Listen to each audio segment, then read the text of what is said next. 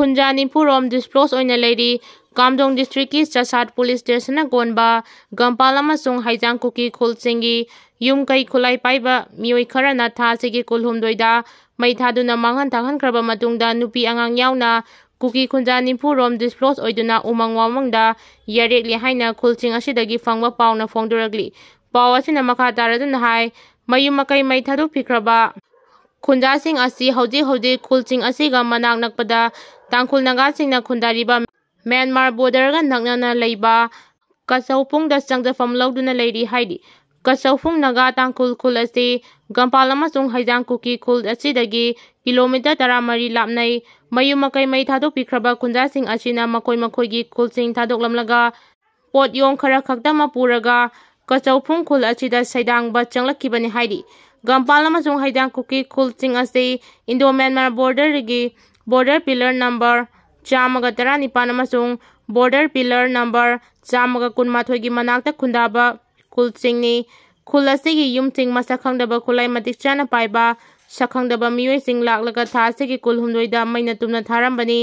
mai thakibagi thawdok aduda Gampal khulgi yum 13 lom amadi Haijang khuldagina yum 12 romna maina tumna chaki haina Kamdong district ki superintendent of police Ningsem Basumna Fongduragli amadi thawdok asigi matangda thijinba hokre haidi Kalengi humni panba ipa ipugi parai hanbagi khongchat sawatkani haina kaboi union na Fongduragli Maihorol dagi chanaduna thambiramba inat kanba amadi yokhatpa haibasi yelhomi yeksalai laidaba furuki asoba thawdangni migi ina lawduna chatkiba tarabadi mama mapa khangdaba lamja sara oibaga chapmanai haibada aranba oiroi haina kabui union Manipur gi president Dr. K Hera kabuina presa thadorokpa chirol amana haidi chirol asin hai yeksalai laidaba ipa ipuna chanaramba amadi thambiramba aduna Aikhoigi yeksalai laidaba singi saktak jabani aduga lamdam asigi yelomi haibada chakthokcharibani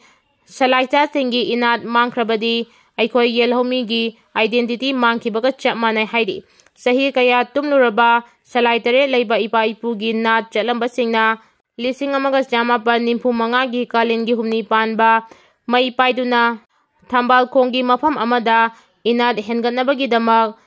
Sari wasak taukiba numit adubu ningtingduna Imphal district ki Wangkai Thambal khongdagi lining thawsana mahi laisang phawba lakliba kalengi humni panba chaitat kunthra da chatkadoriba miyangi khongchat asibu kabui union Manipur da su sawgatchari amasung charu yajagani haidi chirol asin hai numit asida midai khaltagi natana yeksalai tare laijaba yelomi proof singi makeup thokiba numine haina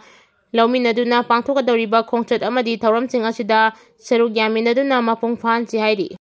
Sana Ningthawjagi Facebook page tagi de lakhusage aikhoigi di aikhoi machal karak yengsinari khulngakpa yaurubasing awaba tahanaba kanasili migide gengu nupidagi angangdagi khulai kapal loina haihanduna achauba lan chatharaknaba sem saba lete haina nungaitaba phongdoragli Kosem na loba class 12 exam gi fal laukthokre mamang chahidagi hanthana mahiroi sada maudramari ki changda pass tawre Council of Higher Secondary Education Manipur na loba chahi asigi oina class 12 exam gi fal laukthokre pass tawagi chang asi mamang chahidagi hanthana oiki puna mahiroi lising kunipan ga chamapan ga mapan exam thabagi manungda chada maudramari ki changda mahiroi lising kunteret ka chamaga humdramanga pass tawre mamang chahida mahiroi pass tawagi chang asi Chada Mauda Taret Yaukibani. Ngasi Kosengi Conference Holda exam result asi formal oina Education SK Secretary Naurem Prabina Lauthokibaga loinana Paumi Singda Fongdokibada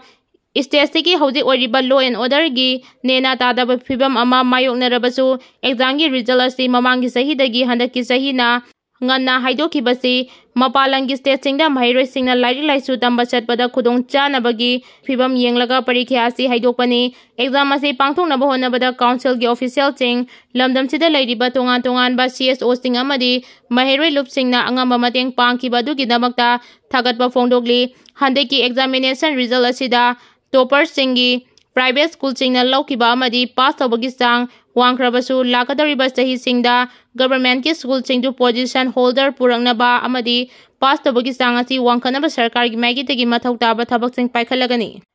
exam asigi original marksheet ngasidagi paraga chayol amagi manungda issue tawgani parikya asida pass tawraba candidate sing khaktamak mark ki original statementsing adu issue tawgadabani masigidamakta namthoklaba application formsing April 19 dagi fangani mapan state-singda admission tawgadaba mahairoisingidamakta demand gi matungina provisional certificate singsu issue tawgani haiki Pakistan gi air space da India gi airline sing paiba thingkre flight ki matamda ahongba laikre Pahalgam terror attack thokraba matung Indiana Pakistan da piramba facility sing thingkraba matung sagol the numitagi hauduna Pakistana makoigi airspace da Indian Airlines sing paiba thingkibaga loinana flight ki matamda ahongba kaya lakre amadi western lebak sing gi flight ticket ki mamal hengatkre official oiba pawhi matung ina Pakistana thamlakiba athingba sina maram oiraga India masa sing Pakistan gi flight sing da puba thingkibaga loinana airline sing gi flight sing matam changna paiba madi North India dagi western countries sing da flight tongduna chatpada flight ki ticket mamal khangwang wangkhalakpa yana lairi hairi agency ki source na hai Delhi dagi pai kiba international flight sing Pakistan gi athingba sina maram oiraga India masa sing puba flight sing da Central Asia da Caucasus West Asia Europe UK amasung North America da chatpa sing da yamna chawna khudong chadaba ama mayok na hale haidi industry insider singi matung ina Pakistan na thamlakiba athingba stigi impact ati haudi fongdok pangan mali adubu mayamna panari flight ki airfare hengatkani hairi basi chumba yai masigidamakta Pakistan na India gi flight sing Pakistan ki airspace da paibagi athingba thangkrabasu atopa leba ki flight sing Pakistan ki airspace da thamdaba maramna Indian Airlines sing dagi cost advantage fangba yai haina panari